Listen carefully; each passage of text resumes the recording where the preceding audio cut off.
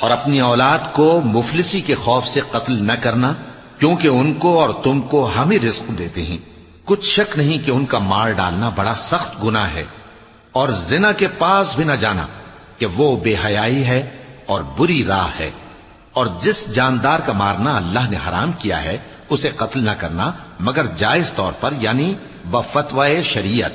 اور جو شخص ظلم سے قتل کیا جائے، ہم نے اس کے وارث کو اختیار دیا ہے کہ ظالم قاتل سے بدلہ لے، تو اس کو چاہیے کہ قتل کے قصاص میں زیادتی نہ کرے کہ وہ منصور و فتح یاب ہے۔